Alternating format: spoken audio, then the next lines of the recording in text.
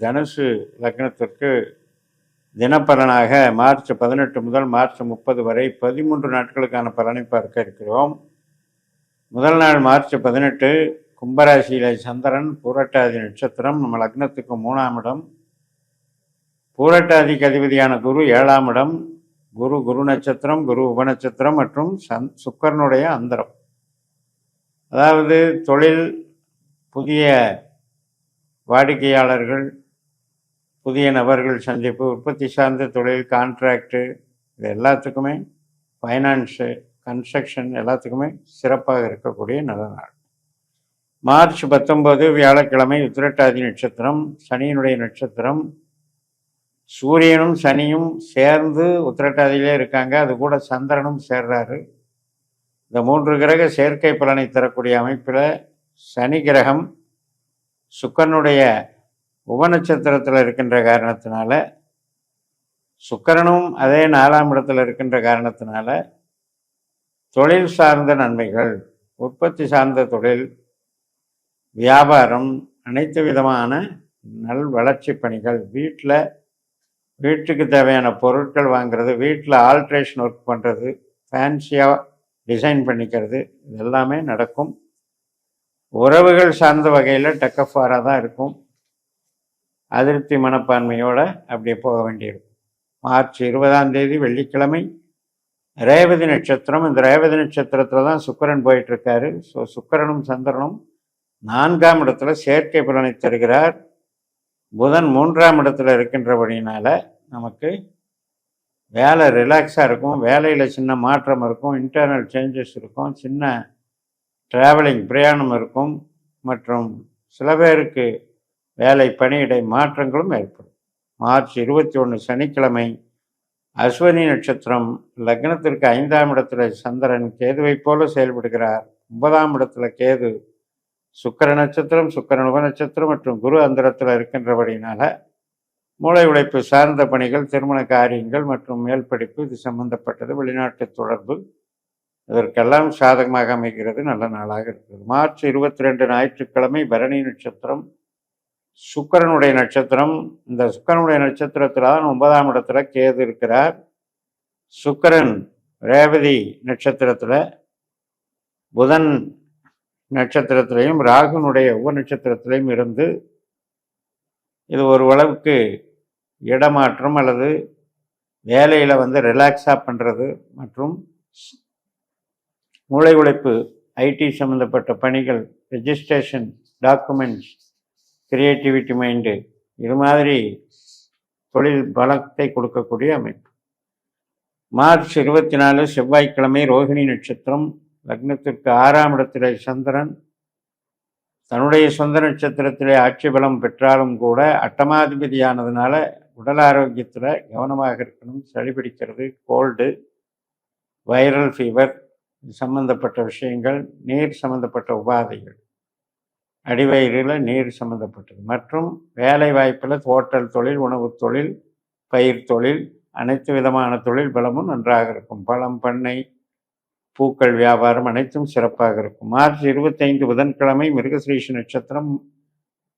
மாலை 5:33 வரைக்கும் செவ்வாயினுடைய நட்சத்திரம் இது. செவ்வாய் புரட்டாதி கும்பராசியிலே குருனுடைய நட்சத்திரத்திலையும் சனியினுடைய உபநட்சத்திரத்திலையும் இருக்கின்றபடினால இன்றைக்கும் நல்லதொரு வியாபார உக்திகளை கையாளலாம். தைரியமாக புதிய பாதையில் பயணித்து அதில் வெற்றியும் காணலாம்.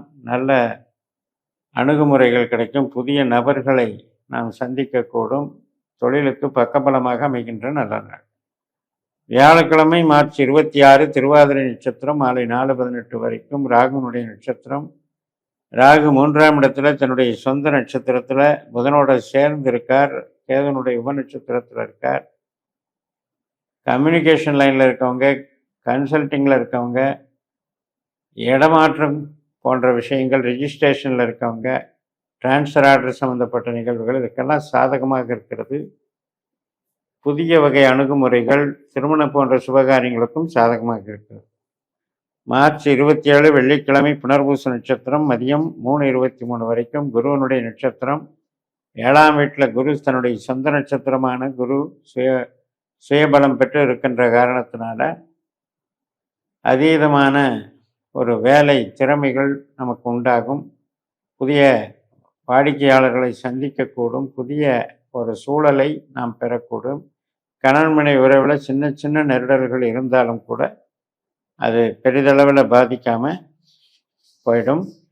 மதியம் 3:23 பூச நட்சத்திரம் 8ஆம் வீடான கடகராசியில் சந்திரன் போகிறது தான் உண்மையான சந்திராஷ்டமம். அர்த்தாஷ்டம சனியினுடைய தாக்கத்தில் சந்திரனுடைய தாக்கமும் சேர்ந்து 4-8 பாவங்களில் இயங்கக்கூடியதில் சூரியனும் சேர்ந்திருக்கிறதுனால எதிர்பார்த்த காரியங்கள் தடை, எதிர்பார்த்த ஒரு அறிவுரைகள், பெரியவர்களுடைய சந்திப்புகளுக்கு தடை, பூர்வீக சம்பந்தப்பட்ட சொத்துக்களில் இருக்கக்கூடிய வில்லங்கங்கள், பிரச்சனைகள், தெய்வ அனுக்கிரக தடை இருந்த போதிலும் உற்பத்தி சார்ந்த தொழில்கள் மற்றும் அனைத்து விதமான வியாபார பணிகள் அனைத்துக்குமே இன்றைக்கு வேலைக்கு சாதகமாக இருக்கிறது. ஆனால் மனது அதிருப்திப்படும். மார்ச் 28 சனிக்கிழமை பூச நட்சத்திரம் மதியம் 2:49 வரைக்கும் அர்த்தாஷ்டம சனியாகவே வேலை செய்கிறார். சனி சூரியனோடு சேர்ந்து சூரியனுடைய உபநட்சத்திரத்திலையும் சனியினுடைய நட்சத்திரத்திலையும் சனி இருக்கின்ற காரணத்தினால எதிர்பாராத சிலவருக்கு வீடு மாற்றம், இடமாற்றம், வீடு விற்கிறது, வாகனம் விற்கிறது, இதுக்கெல்லாம் சாதகமாக அமைகிறது. மார்ச் 29 ஞாயிற்றுக்கிழமை மதியம் 2:37 ஆயில்யம் முடிந்து மகம் நட்சத்திரம். ஆயில்யத்தில் தான் புதன் ராகு சம்பந்தத்தை பார்த்தோம். மக நட்சத்திரத்தில் கேதுனுடைய பலனை பார்க்க இருக்கிறோம்.